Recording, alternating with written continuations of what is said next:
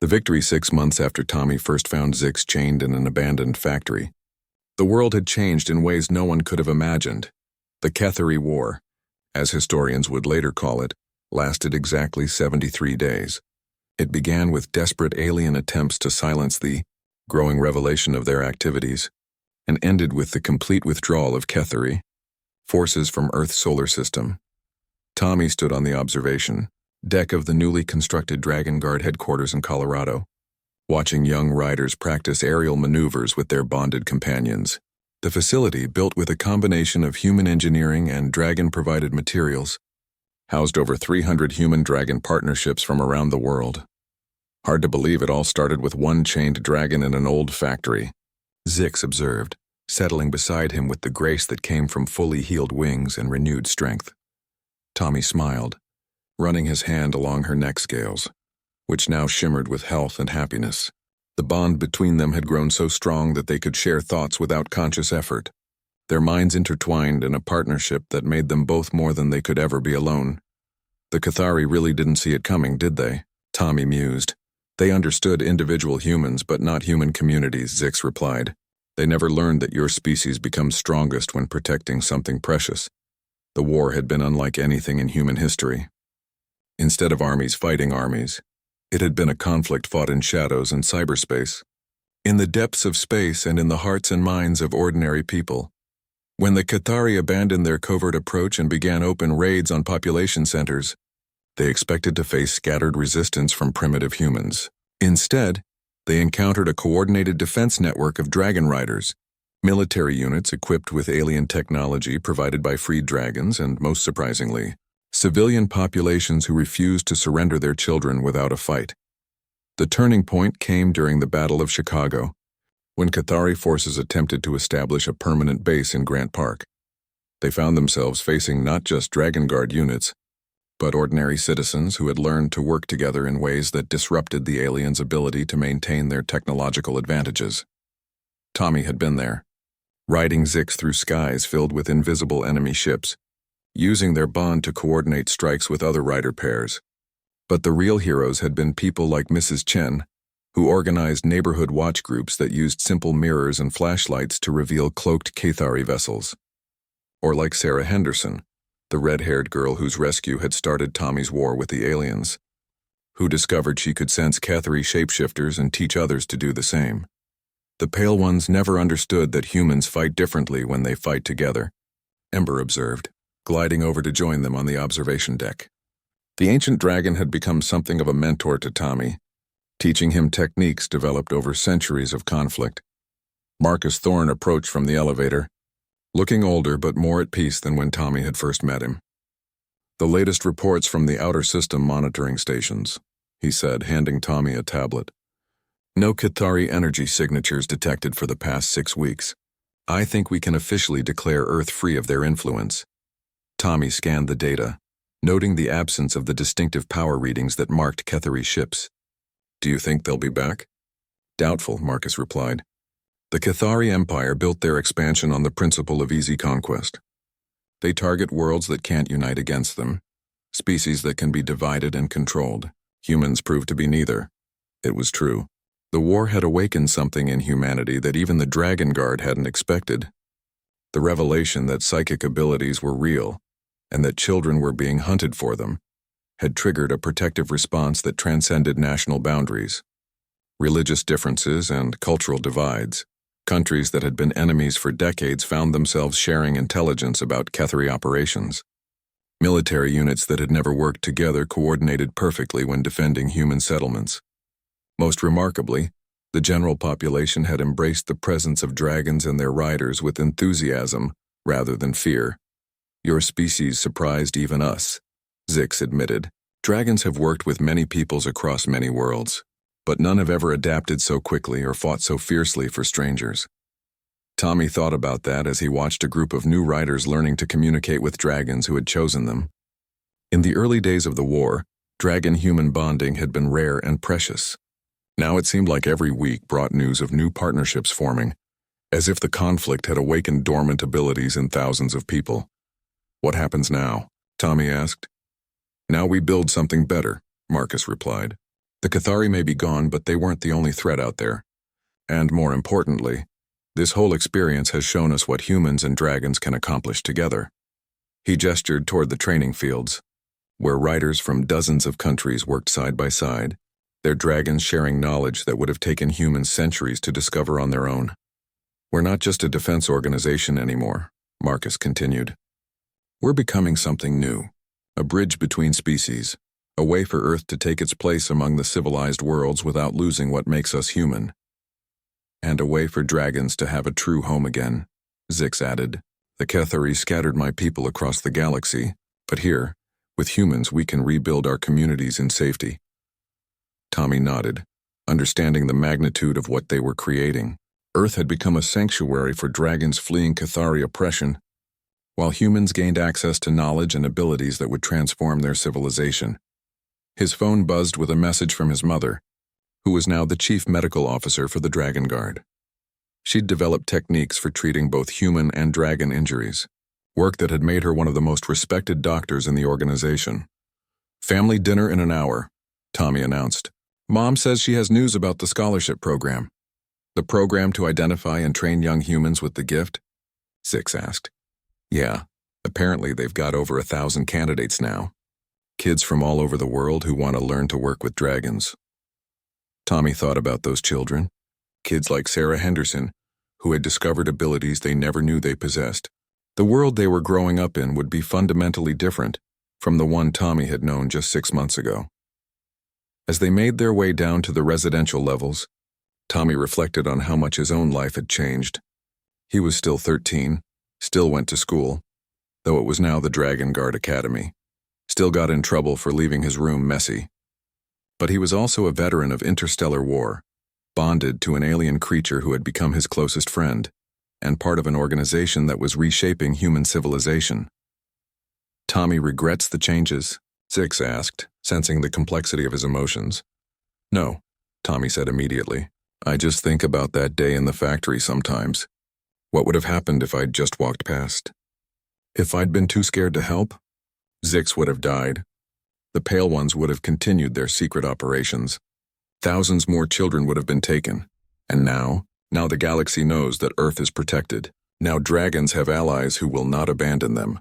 Now children with the gift need not fear, because they have guardians.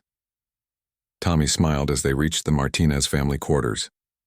Through the walls, he could hear his parents discussing plans for a new medical facility that would serve both human and dragon patients. His father, recently returned from deployment and still adjusting to his son's new reality, was offering suggestions about security protocols. Tommy's family adapted well to the changes, Zix observed with amusement. We're good at adapting, Tommy agreed. It's kind of a human thing. As they entered the apartment, Tommy was greeted by the sight of his parents working together on blueprints while a small crystal dragon, Ember's daughter, visiting from the Seattle cell, perched on his father's shoulder offering architectural advice in crystalline mental tones. There's my world-famous dragon rider, Roberto Martinez said, grinning at his son. Ready to hear about your mother's latest project? Tommy settled into his chair, Zix curling up beside him with content purring sounds. Whatever his mother had planned, he knew it would be something designed to help people. That's what the Martinez family did. They helped people, whether those people were human, dragon, or something else entirely. Tommy is happy, Zix observed simply. And he was. The boy who had once walked home alone to avoid bullies now sat surrounded by family, friends, and allies from across the galaxy. The world was stranger and more dangerous than he'd ever imagined, but it was also more wonderful and full of possibilities.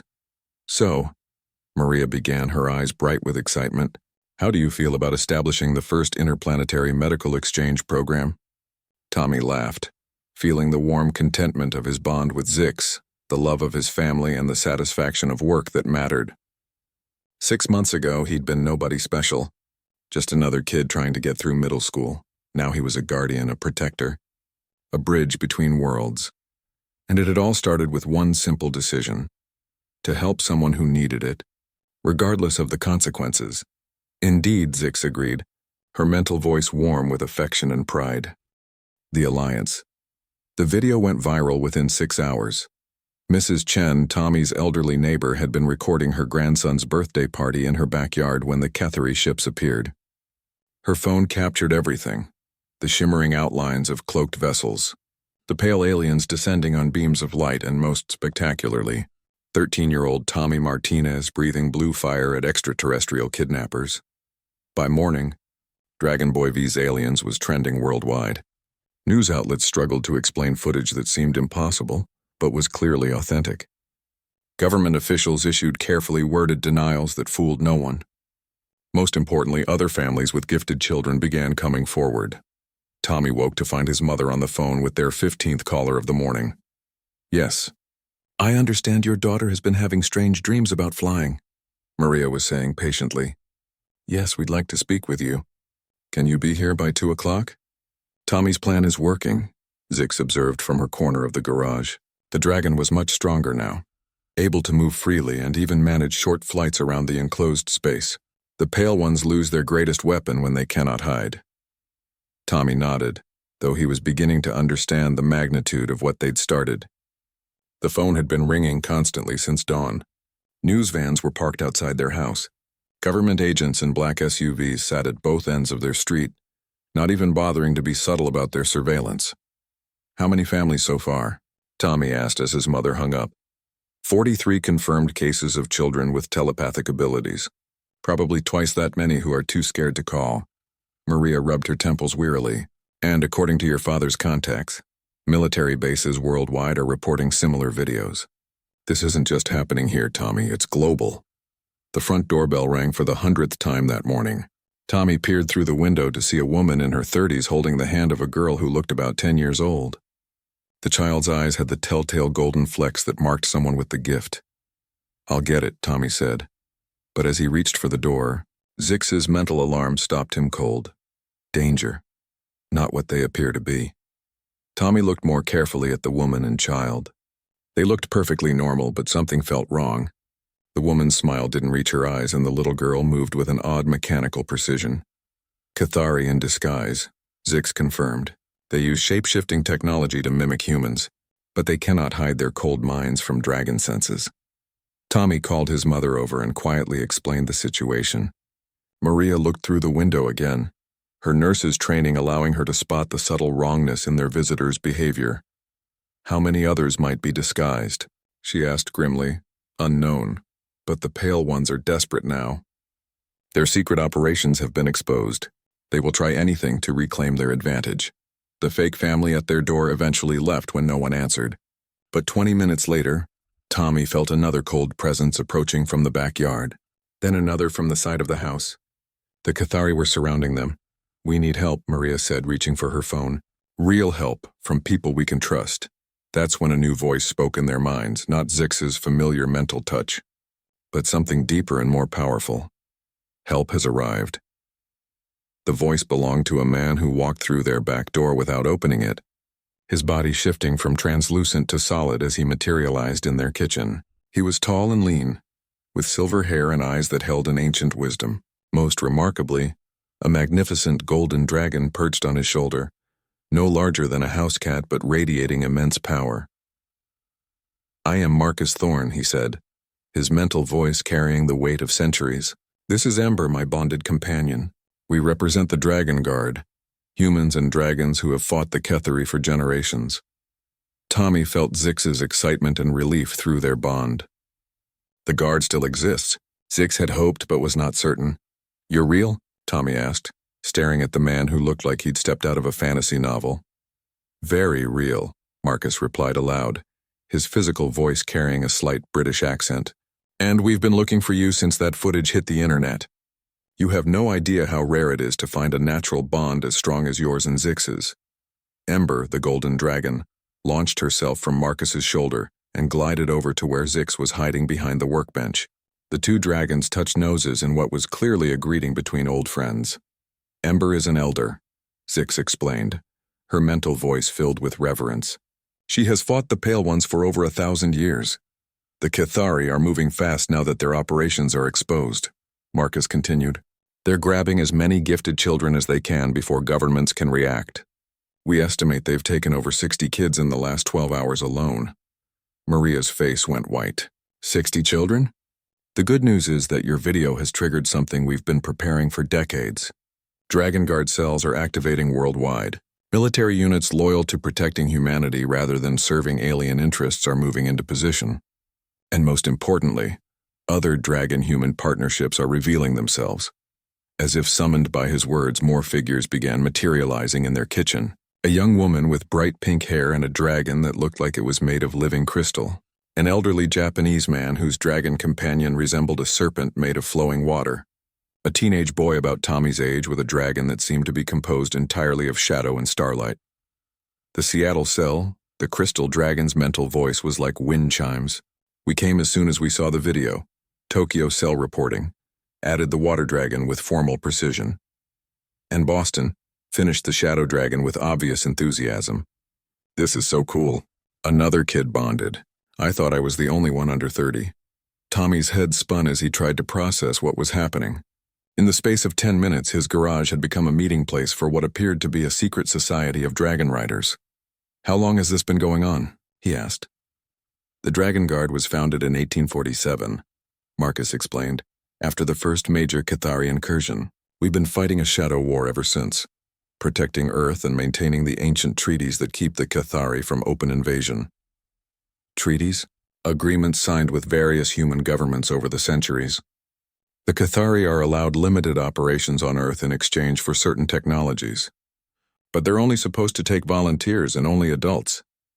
Obviously, they've been cheating, Maria said grimly. Massively, and now that it's public knowledge, the treaties are void. Which means open war, Tommy finished. Exactly. The Cathari will move from covert kidnapping to direct assault. They'll try to establish permanent bases on Earth and begin systematic harvesting of anyone with psychic abilities. But now humans know the truth, Zix pointed out, and dragons fight beside them. The Pale Ones cannot win a war fought in the light. Ember spoke for the first time, her mental voice carrying the weight of centuries. Young Zix speaks wisdom. The Cathari's greatest strength has always been secrecy. Without it, they are far less formidable than they appear. What do we do?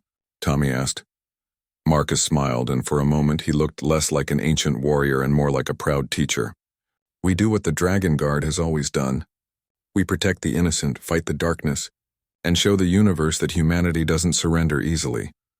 And we teach young guardians how to use their gifts properly, Ember added, with obvious amusement. That fire-breathing technique was impressive but terribly inefficient. There is much to learn. As if to demonstrate, the Shadow Dragon's partner, who introduced himself as Jake Chen from Boston, casually gestured toward the window. Dark tendrils flowed from his hands, and suddenly the government surveillance vehicles outside simply weren't there anymore. Illusion cloaking, Jake explained cheerfully. Way better than just breathing fire at them. Though that was pretty awesome too. Tommy looked around at the assembled guardians, feeling hope for the first time since this all began. He wasn't alone anymore. Zix wasn't the only dragon on Earth, and somewhere out there, other kids like him were learning that they weren't crazy or cursed. They were part of something incredible. The real war begins now, Zix observed, but her mental voice carried anticipation rather than fear. And the Pale Ones have finally met their match. Yeah, Tommy agreed, watching his mother shake hands with a woman who could apparently turn invisible at will. I think they're about to find out what happens when you mess with human families. The Cathari had made one critical mistake in their centuries of predation. They'd assumed that humans would always be divided, always be easy to manipulate and control.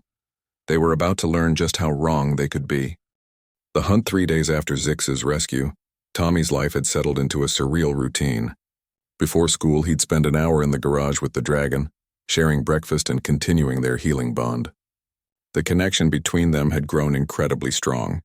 He could feel Zix's emotions as if they were his own, and she could access his memories with his permission.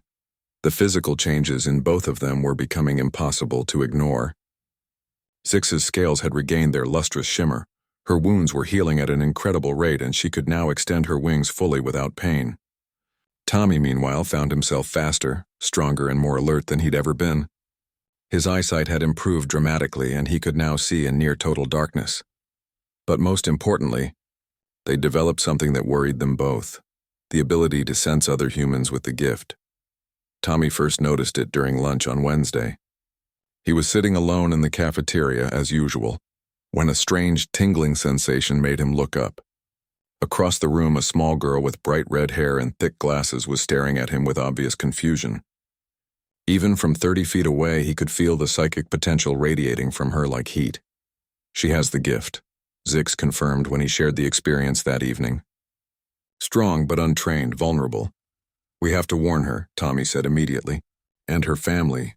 Yes, but carefully. The Cathari have been watching your school since Zix's escape. They know the rescue came from someone with strong abilities. The thought of alien kidnappers watching his classmates made Tommy's blood run cold. How many others are there? In your school alone, at least 3 more that Zix can sense through your connection. In your city? Perhaps dozens. Tommy shared this information with his mother over dinner, watching her face pale as the implications sank in. We need help, Maria said finally. This is too big for just our family. They'd been discussing their options for days. Going to local police seemed pointless. What officer would believe their story without proof? Federal authorities were compromised according to Zix. The media might listen, but they'd need evidence that wouldn't get them all killed. What about Dad's military contacts? Tommy suggested. Some of his unit might still be trustworthy. Maria considered this. Roberto had served with some good people. Soldiers who'd put protecting American citizens above following questionable orders.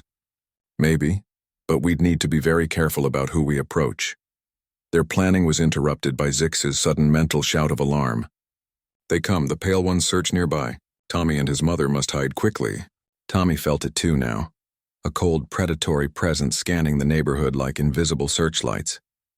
Through their bond, he could sense the Cathari ships hovering invisibly above the subdivision, their alien technology probing for traces of dragon energy.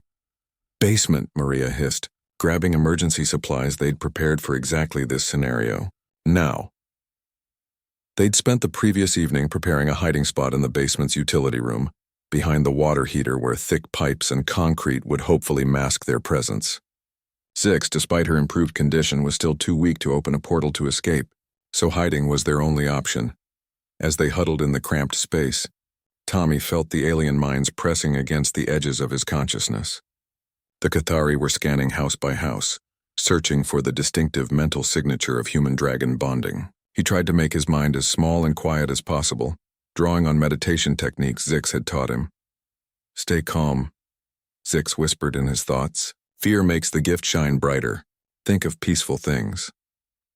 Tommy tried to focus on quiet moments, reading in his room, fishing with his father, helping his mother in the garden. Gradually, the psychic pressure moved past their house and continued down the street. But it paused at the Hendersons' place 3 houses down. Through their mental link, Tommy could feel what the aliens had found. Sarah Henderson, the red-haired girl from his school cafeteria. Her untrained abilities were blazing like a beacon, impossible to hide from the Cathari scanners. They have found her, Zix confirmed grimly. The girl with strong gift but no training. We have to help her, Tommy whispered urgently. Tommy, no. His mother grabbed his arm. It's too dangerous. Tommy's mother speaks wisdom. The Cathari are too strong, too many. We cannot fight them directly. But Tommy was already moving, his enhanced senses tracking the alien presence as it descended toward Sarah's house. He could feel the girl's terror as strange beings entered her home, could sense her parents' confusion and fear as they tried to protect their daughter from something beyond their understanding. I can't just hide while they take her, Tommy said, slipping out of their hiding spot despite his mother's protests. He moved through their house like a shadow, enhanced reflexes keeping him silent as he made his way to the garage. Outside he could see the faint shimmer of cloaked Cathari ships, their alien technology bending light around their hulls. What is Tommy planning? Zix asked, feeling his determination through their bond. I'm going to give them what they're really looking for, Tommy replied grimly. Me, before either his mother or Zix could stop him, Tommy stepped out into his backyard and deliberately let his mental shields drop. His psychic abilities, enhanced by days of bonding with Zix, blazed out like a searchlight in the darkness. The effect was immediate. The alien attention shifted from Sarah's house to his location with almost physical force. Tommy felt multiple Cathari minds focus on him with predatory interest. Tommy, what have you done? Zix's mental voice was filled with terror. Bought Sarah time to escape. and given us a chance to fight back on our terms instead of theirs. The first Kethari ship materialized directly above his house, its cloaking field dropping to reveal a sleek, organic-looking craft that hurt to look at directly. Pale figures began descending on beams of violet light, their black eyes fixed on Tommy with hungry anticipation. But Tommy wasn't the helpless victim they expected. 3 days of bonding with Zix had changed him in ways even he was still discovering. As the first Kethari reached for him with elongated fingers, Tommy moved with inhuman speed and strength. His fist connected with the alien's torso, sending it flying backward into its companions. The creature's touch had been like ice, its mind a cold void that made his skin crawl, but Tommy felt no fear. Through his bond with Zix, he had access to millennia of dragon knowledge about fighting the Kethari. Use the fire, Zix instructed urgently. The bond allows Tommy to channel dragon abilities. Tommy didn't fully understand what she meant until he felt the heat building in his chest. When the next Kethari lunged at him, he opened his mouth and breathed out a stream of brilliant blue fire that sent the creature shrieking back to its ship. The other aliens paused, clearly not having expected their target to fight back so effectively. In that moment of hesitation, Tommy heard sirens in the distance. Someone had called the police about the strange lights and sounds. The Kethari cannot risk exposure, Zix explained. They will retreat now but return later in greater numbers. As if responding to her words, the aliens began withdrawing to their ship.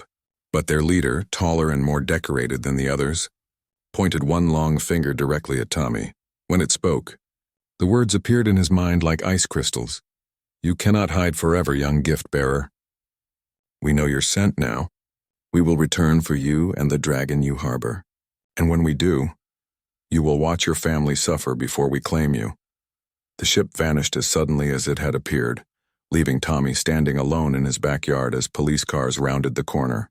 Through their bond, he could feel Zix's pride and his courage mixed with deep concern for what would come next. Tommy has declared war on the Kethari, she observed. There can be no hiding now. Good, Tommy replied grimly, watching the confused police officers search his yard with flashlights. I'm tired of hiding anyway. But as he went back inside to face his terrified mother and a dozen new problems, Tommy couldn't shake the feeling that he'd just made a decision that would change everything. The Kethari knew about him now. They'd be back, and next time they wouldn't underestimate a human child bonded to a dragon. The real fight was just beginning. The revelation, Dr. Maria Martinez had dealt with her share of emergencies during 12 years as a trauma nurse. She'd seen gunshot wounds, car accidents, heart attacks, and every conceivable form of human catastrophe. But nothing in her medical training had prepared her for finding her 13-year-old son having a telepathic conversation with what appeared to be a mythical creature in their garage. Tommy, she called, setting down her purse and keys. Why are all the lights on in the garage? Tommy's panicked mental shout echoed through Zix's consciousness. She's home. I need to tell her, but she's going to think I've lost my mind. Perhaps Zix should remain hidden until Tommy explains? No, she needs to see you to believe it. Mom's a scientist at heart. Evidence will work better than words.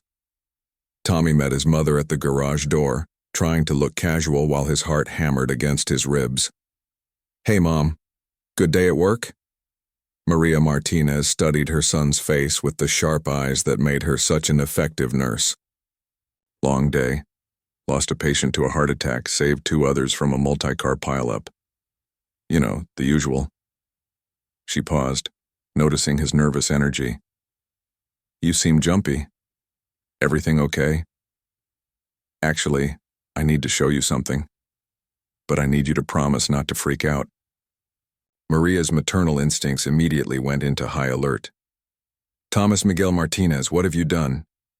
I helped someone who needed it. Just keep an open mind, okay? Tommy led his mother into the garage, where Zix had retreated behind the workbench. The dragon's golden eyes peered out nervously from the shadows. I don't see any, Maria began, then stopped abruptly as those eyes caught the light. Tommy, what is that? Her name is Zix, Tommy said quickly. She's a dragon. She's from another planet. She was being tortured by alien kidnappers, and I freed her this afternoon. Also, we can talk telepathically, and apparently I have some kind of special gift that makes this possible. Maria stared at her son for a long moment. Okay, let's try this again. What exactly is hiding behind your father's workbench? Instead of answering, Tommy reached out with his mind. Zix, can you show yourself? She needs to see you to understand. The dragon emerged slowly from the shadows, moving with obvious pain but holding her head high with dignity. In the garage's fluorescent lighting, her midnight blue scales seemed to shimmer with an inner light. Despite her injuries, she was undeniably beautiful and clearly intelligent. Maria Martinez had been raised Catholic, trained as a scientist, and hardened by years of medical emergencies. She was not a woman easily shaken, but watching a creature that belonged in fantasy novels step gracefully into her garage tested the limits of her worldview. Dios mío, she whispered, automatically crossing herself. Zix tilted her elegant head toward Maria and spoke, her mental voice carefully gentle. Greetings, mother of Tommy. Zix means no harm to your family. Your child has saved Zix's life. Maria blinked rapidly, then looked at Tommy. Did she just talk to me? You can hear her? Tommy asked excitedly. That's incredible. She said most humans can't receive dragon thoughts at all. The gift often runs in family lines, Zix explained to both of them. Tommy's mother has the talent, though not as strongly as Tommy himself. Maria slowly approached the dragon, her medical training overriding her shock. She could see the wounds, the exhaustion, the careful way Zix held her damaged wings. You're hurt. Tommy has begun the healing process. His care has already helped greatly. Who did this to you? Maria asked, kneeling to examine the neck wounds. Her nurse's eye immediately cataloged the injuries as systematic torture. The explanation took the better part of an hour. Zix shared her memories of capture, the Cathari experiments, the electronic collar designed to break her will. Tommy described finding her chained and dying, the rescue, and everything he'd learned about the broader situation. When they finished, Maria sat quietly for several minutes, processing information that challenged everything she thought she knew about the universe. Let me make sure I understand this correctly, she said finally. There are sentient dragons who can travel between planets. There's an alien empire called the Cathari, who are capturing these dragons and humans with telepathic abilities to use as weapons. And somehow, they've been operating on Earth without any government knowing about it? Not without governments knowing, Zix corrected sadly. Some of your leaders have made agreements with the Cathari. They provide certain humans in exchange for advanced technology. Tommy felt like someone had punched him in the stomach. You mean our own government is helping them? Not your entire government. But certain factions within it? Yes. The Cathari are very skilled at corruption and compromise. Maria's expression hardened into something Tommy recognized from her worst days at the hospital. How many children have they taken? Zix does not know exact numbers, but many. The gift appears most strongly in young humans, usually between the ages of 10 and 16. And these children are being used to torture captured dragons into submission? Yes. Most break eventually. The process is very difficult to resist. Maria stood up and began pacing, her medical mind working through the implications. The children who don't break, what happens to them? Zix's mental voice grew very quiet. They are disposed of. The garage fell silent except for the hum of fluorescent lights. Tommy watched his mother's face cycle through shock, horror, and finally settling into the grim determination he'd seen when she worked on the most critical patients. How long do we have before they come looking for you? Maria asked. Unknown. But they will come. The pain collar had a tracking device. When it stopped transmitting, they would have known something had happened. Why haven't they come already? They are cautious. Earth has protections, old agreements that limit how they can operate. They must move carefully or risk exposure to your military. Maria nodded grimly. What do you need to heal properly? Time, safety, and continued bonding with Tommy. The healing connection grows stronger each day, but Zix is still very weak. And eventually, can you get home on your own? If Zix heals fully, yes. Dragons can open portals between worlds, but only when at full strength. The journey home is long and dangerous when injured. Maria looked between her son and the dragon, seeing something in their interaction that made her both proud and terrified. The bond between them was clearly growing stronger by the hour. Tommy's eyes had taken on a subtle golden tint that matched Zix's, and the dragon's scales seemed brighter when he was near. "Tommy," she said quietly, "you understand that helping her puts our entire family at risk? If these Cathari are as dangerous as she says, they won't hesitate to hurt us to get to her." Tommy met his mother's eyes steadily. "I know, Mom, but I couldn't leave her there to die. And now that I know what's happening to other kids, how can we not do something?" Maria studied her son's face and saw an echo of his father's stubborn courage. Roberto would have made exactly the same choice, consequences be damned. "Your father is going to have a heart attack when we tell him about this," she said finally. "You're not going to turn Zix in? Are you kidding? Some shadow government agency is kidnapping children to use as torture devices for alien overlords. I've spent my whole career helping people, Tommy. I'm not about to stop now." "Tommy's family has great courage," Zix observed. "This explains much about Tommy himself." "What's our next step?" Maria asked practically. "First, Zix must continue healing. Then, we must find a way to warn other families, to protect other children with the gift. How do we do that when we don't even know who to trust in the government?" Tommy had been thinking about this question all day. "We don't trust the government. We go public, internet, social media, news outlets, make it impossible for them to operate in secret." "This is a very dangerous plan," Zix warned. "The Cathari have many resources on your world." "Maybe," Tommy said, "but they're used to operating in shadows. What happens when we shine a spotlight on them?" Maria smiled grimly. "We find out how tough alien kidnappers really are when they have to face angry human parents." Zix begins to understand why the Cathari have such difficulty conquering human worlds, the dragon observed with what sounded like amusement. "Your species does not surrender easily." "No," Maria agreed, stroking the scales between Zix's eyes with gentle familiarity. "We really don't." The Bon Tommy's garage had never looked so much like a sanctuary. He'd managed to get Zix inside without any of the neighbors noticing, though Mrs. Chen had given him a curious look when she'd seen him hurrying across his backyard. He'd waved casually and hoped she hadn't noticed the strange shimmer of scales beside him. The dragon had immediately sought out the darkest corner of the garage, curling up behind his father's workbench with visible relief. Tommy could feel Zix's exhaustion through their mental connection, a bone-deep weariness that spoke of days or perhaps weeks of suffering. "Okay, let's see what we're dealing with here," Tommy murmured, setting up his father's camping lantern to provide gentle light. He'd brought down blankets from his room, along with every first aid supply he could find in the house. In the better light, Zix's condition looked even worse than Tommy had initially thought. The beautiful midnight blue scales were cracked and dull in several places. The wounds around the neck were raw and inflamed. Most concerning were the tears in the wing membranes. They looked deliberately made, as if someone had wanted to ensure the dragon couldn't fly. "Zix knows you wish to help." The dragon's mental voice was barely a whisper. "But small guardian should know. Zix may not heal as your kind heals. Dragon bodies are different. Different how?" Tommy asked, carefully cleaning the neck wounds with antiseptic wipes. To his relief, Zix didn't pull away from his touch. "We heal through bonding with compatible minds. Zix's people call it the healing connection, but it requires trust and understanding between two beings." Tommy paused in his cleaning. "You mean like what we're doing now? The mind-talking thing?"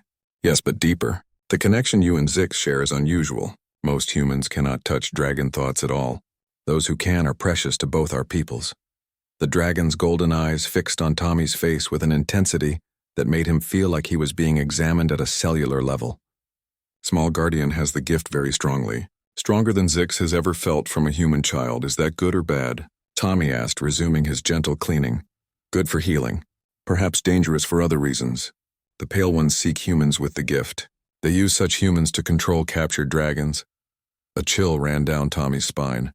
"Is that why they grabbed you?" "To test if I could connect with you." "Unknown. But the Painmakers knew of this place, knew to watch. Perhaps they knew of Tommy before Zix arrived." This was getting more complicated by the minute. Tommy finished cleaning the neck wounds and moved on to examining the wing tears. The membranes were incredibly delicate, like silk stretched over hollow bones. The cuts were clean and precise, definitely made with some kind of blade. These look like surgical cuts, Tommy observed. Like someone was studying your wing structure. Zix's mental voice grew dark with anger. The Pale Ones study us. They wish to understand flight, to understand the gift, to understand how dragons bond with chosen humans. They hurt many of Zix's people for this knowledge. How many of your people are there? Tommy asked, gently applying antibiotic ointment to the wing tears. Once, many. Dragon flocks filled the sky above the 7 worlds. Now, the mental voice grew sad. Few remain free. The Pale Ones have hunted us for many seasons. They take the young ones first, as young minds bond more easily. Tommy's hand stilled. 7 worlds? You mean like planets? Yes, dragons travel between the star circles, following the great currents of space. Your world was always safe for us, protected by agreements with your ancient leaders. But the Pale Ones care nothing for old promises. The scope of what Zix was telling him made Tommy's head spin. Interstellar dragons, alien kidnappers, ancient agreements with human governments. It was like something out of a science fiction movie. Except this little creature in his garage was very real, and its pain was genuine. The Pale Ones? Tommy asked carefully. What do they look like? Images flashed through his mind, shared directly from Zix's memories. Tall, thin beings with white skin that seemed to shimmer like pearls. Their heads were elongated, their eyes large and completely black. They wore form-fitting suits that looked like they were made of liquid metal. They call themselves the Cathari. They believe all sentient beings should serve their empire. Dragons are useful to them because we can cross between worlds without their machines. Humans with the gift are useful because they can force unwilling dragons to obey. Force them how? Through pain and terror, until the dragon's mind breaks and accepts the human's will. It is a corruption of the natural bond, a thing of great evil. Tommy felt sick. The idea of using the beautiful connection he felt with Zix as a tool of torture was nauseating. Is that what they were trying to do to you? Break your mind? Yes, but Zix is young and stubborn, and the Painmakers did not expect Tommy to interfere. Tommy smiled despite the grim conversation. Yeah, well, they obviously don't know me very well. As he worked on treating Zix's injuries, Tommy began to feel something strange happening. The dragon's pain seemed to be flowing into him, but instead of making him hurt, it was somehow dissolving. At the same time, his own strength and energy felt like it was flowing outward, toward Zix. The healing bond begins, Zix explained, noticing Tommy's confused expression. Tommy shares his life force with Zix, and Zix shares knowledge and strength in return. It is the way of the gift. Is it safe? Tommy asked, though he found he didn't really care. The connection felt natural, right in a way he couldn't explain. For both, yes. The bond makes both stronger, both wiser. Tommy will learn things no human child has ever known. Zix will heal through Tommy's kindness and courage. As if to demonstrate, Tommy suddenly found himself understanding things he'd never learned. He knew that the antibiotic ointment he was using would actually slow dragon healing, that Zix's species healed better with honey and aloe. He knew that the tears in the wing membranes could be mended with careful massage and the application of heat. He knew that dragons were primarily carnivorous but needed certain minerals found in volcanic soil. Most importantly, he knew that Zix was not just an alien creature. She was a person. A young, frightened, brave person who had endured torture without breaking, who had trusted him despite every reason to fear humans. We're going to figure this out, Tommy said firmly, meeting Zix's golden eyes. I don't know how yet, but we're going to stop these Cathari and get you home safely. Tommy is very young to make such promises. Maybe. But I've never backed down from a fight when someone needed help. And I've got something the Cathari don't have. What is that, small guardian? Tommy grinned and gently stroked the scales between Zix's eyes. I've got a dragon for a friend. For the first time since he'd found her, Zix made a sound that could only be described as laughter. It was like wind chimes mixed with purring, beautiful and musical. Through their bond, Tommy felt her amazement and growing hope. Yes, she agreed, her mental voice stronger than it had been. And Zix has a human guardian who is far braver than he knows. As evening approached, Tommy heard his mother's car in the driveway. The real test was about to begin. Somehow he had to explain to his mom that he'd brought home an alien dragon being hunted by interdimensional kidnappers. He had a feeling this conversation wasn't going to go well. The rescue Tommy's mind raced as he sprinted home through the back alleys. Every 10 seconds he thought about that red light pulsing, sending another wave of agony through the little dragon. The creature was dying slowly, and every moment he wasted brought it closer to death. His mother wouldn't be home from her double shift at the hospital for another 4 hours. His father had been deployed overseas for 8 months now. The house stood empty, filled with too much silence and too many worries. But today the emptiness meant freedom to act without explanations. Tommy burst through the front door and headed straight for the garage. His father's tool collection hung neatly on pegboard walls, each tool outlined in black marker to show where it belonged. Sergeant Martinez ran his household with military precision, even from thousands of miles away. Tommy grabbed a heavy-duty bolt cutter, wire strippers, a small crowbar, and his father's tactical flashlight. He stuffed everything into his hiking backpack along with the first aid kit from the kitchen, several bottles of water, and the leftover chicken from last night's dinner.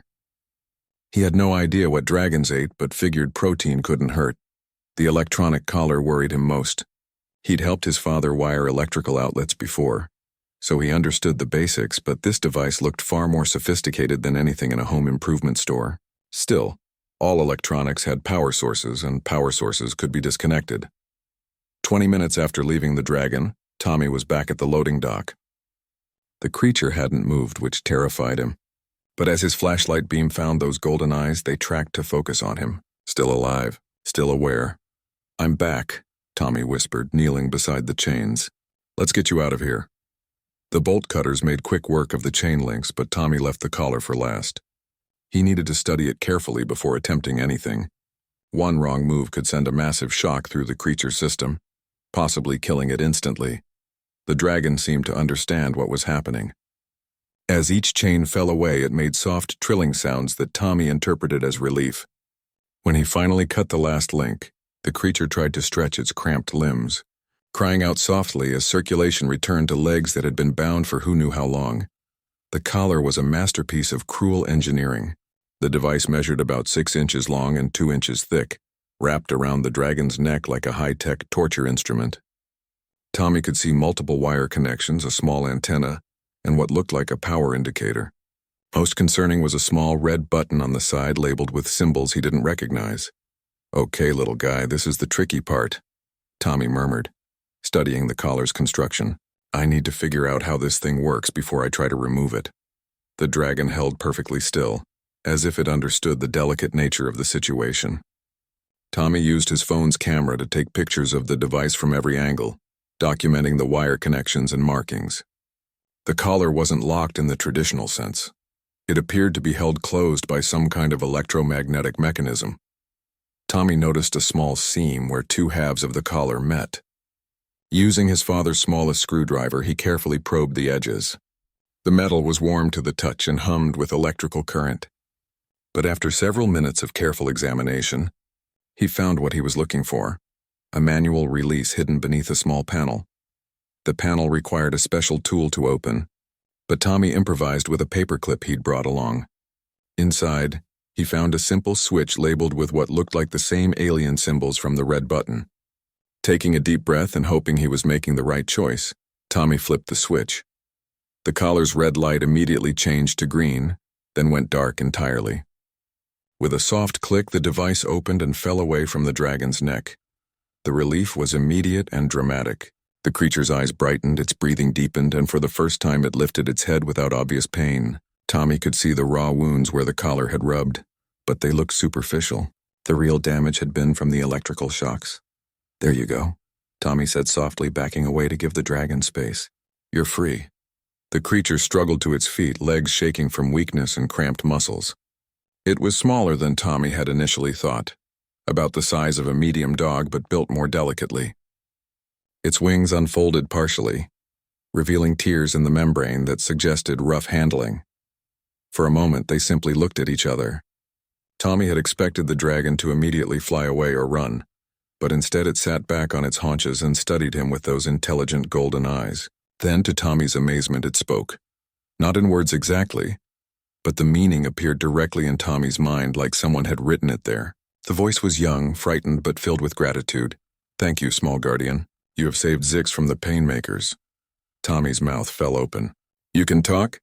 I mean think talk? Zix can share thoughts with those who have the gift." Most of your kind cannot hear us. You are special, small guardian. Tommy, he said automatically. My name is Tommy, and you're Zix? Yes. Zix is young, far from home, hurt by the pale ones who steal dragons from the sky. Tommy's mind reeled. There were more dragons? And someone was capturing them? Who are the pale ones? Why did they hurt you? The dragon's mental voice grew weak with exhaustion. Cannot explain now. Zix is too tired, too hurt. Needs safe place to heal. Tommy looked around the abandoned factory. This definitely wasn't safe. If someone had chained Zix here, they might come back. And the creature clearly needed medical attention, food, and a place to recover. My house, Tommy said quickly. You can come to my house. My mom won't be home for hours, and my dad's deployed. We'll figure out the rest later. You would risk this for Zix? Your pack leaders will be angry. I'll deal with that when I have to, Tommy replied firmly. Right now, you need help. The dragon considered this for a moment, then slowly nodded its elegant head.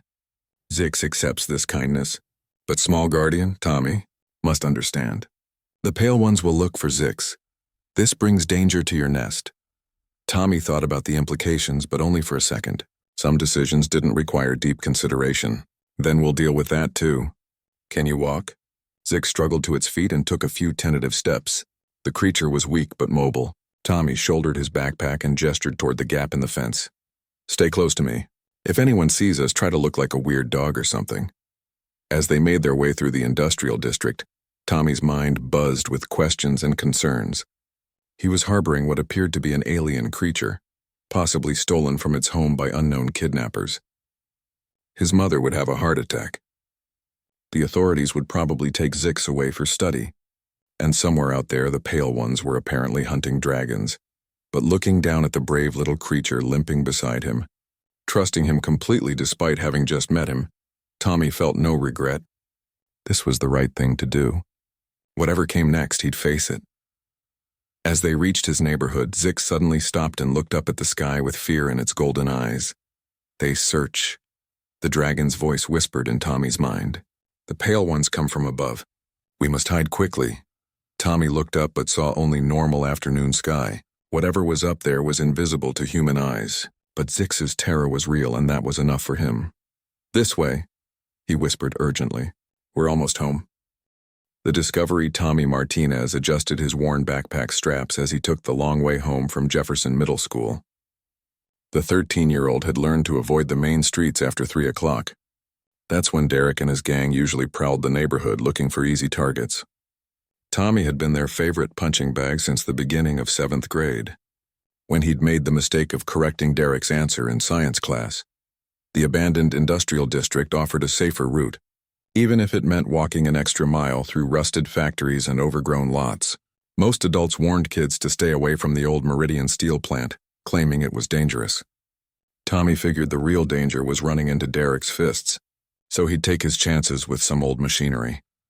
The October air carried the smell of rust and decay as Tommy picked his way through a gap in the chain-link fence. His sneakers crunched on broken glass and scattered debris.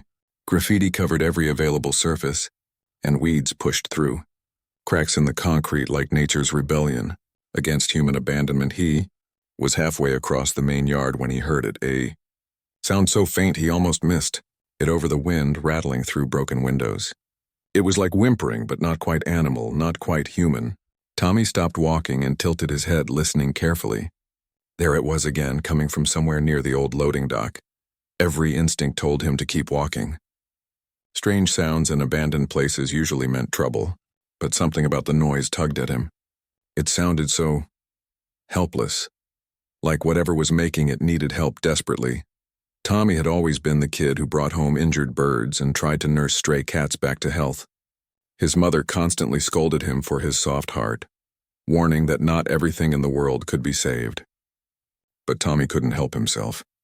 The sound of suffering made his chest tight with the need to do something. He followed the whimpering around a pile of rusted steel beams, past an overturned forklift, toward the shadows beneath the loading dock. The sound grew clearer as he approached, and with it came a smell he couldn't identify. It was metallic like copper pennies, but with an underlying sweetness that reminded him of the ozone smell after lightning strikes. Tommy pulled out his phone and activated the flashlight. The weak beam cut through the gloom, revealing nothing but concrete and debris at first. But as he moved the light slowly from left to right, something glittered in the shadows. Chains. Heavy industrial chains that definitely hadn't been there when the factory closed 10 years ago. They were wrapped around something that definitely didn't belong in an abandoned steel plant. Tommy's breath caught in his throat as his phone light illuminated what the chains held. It was about the size of a large dog, but that's where any resemblance to Earth animals ended. The creature's hide was a deep midnight blue that seemed to shimmer even in the weak light. Elegant wings, now folded tight against its body, showed the delicate bone structure of a bat's wing but covered in what looked like scales that shifted from blue to silver. Its head was distinctly reptilian but refined, almost aristocratic, with intelligent golden eyes that fixed on Tommy's light with a mixture of hope and terror. A dragon. An actual honest-to-God dragon. But this wasn't the massive, terrifying beast from movies and video games. This was clearly young, maybe even a baby. And it was in terrible condition. The beautiful scales were dull and cracked. The golden eyes were sunken with exhaustion and pain. Worst of all, the chains weren't just holding it captive. They were equipped with some kind of electronic device that pulsed with red light every few seconds. Each pulse made the little dragon whimper and convulse. Tommy approached slowly, his hands raised to show he meant no harm. "Hey there, little guy," he whispered. "It's okay. I'm not going to hurt you." The dragon's eyes tracked his movement, but it was too weak to do much more than watch. Up close, Tommy could see that the chains had rubbed raw wounds where they touched the creature's hide. The electronic device looked like some kind of shock collar, designed to deliver pain at regular intervals. "Who would do this to you?" Tommy murmured, kneeling just out of reach. The dragon tried to lift its head toward him, and Tommy saw intelligence in those golden eyes. This wasn't just an animal. This was a thinking, feeling being that someone had chained up and left to suffer. Tommy had seen enough nature documentaries to know that approaching an unknown animal was dangerous, especially one with teeth and claws. But looking at this pitiful creature barely able to lift its head, he felt no fear, only rage at whoever had done this and determination to help. The chains were secured with a heavy padlock that looked military-grade. The electronic device was attached to a collar around the dragon's neck, blinking its cruel red light every 10 seconds like a heartbeat of torture. Tommy examined the setup carefully, looking for any way to free the creature without making things worse. "I'm going to help you," he told the dragon firmly. "I don't know how yet, but I'm not leaving you here." The dragon made a sound that wasn't quite a whimper this time. It sounded almost like gratitude. Tommy sat back on his heels, mind racing. He needed tools to cut the chains, something to deal with the electronic collar, and a plan for what to do with a baby dragon once he freed it. He also needed to figure out who had done this and why. The equipment was too sophisticated for random animal cruelty. This was something bigger, something that made his skin crawl with the implications. But first things first. This creature was dying. The shock collar was slowly killing it, and the chains prevented it from reaching the puddle of rainwater that had collected just a few feet away. Whatever else was going on, Tommy couldn't stand by and watch another living being suffer. He pulled off his jacket and gently draped it over the dragon's trembling form. "Stay strong, little guy. I'm going to get help." As he stood to leave, the dragon made a soft trilling sound. Tommy looked back to see those golden eyes fixed on him with unmistakable trust. In that moment, he knew his life had just changed forever. Whatever it took, whatever the consequences, he was going to save this creature. The world had just become a much stranger and more dangerous place, but Tommy Martinez had never backed down from helping someone in need. He wasn't about to start now.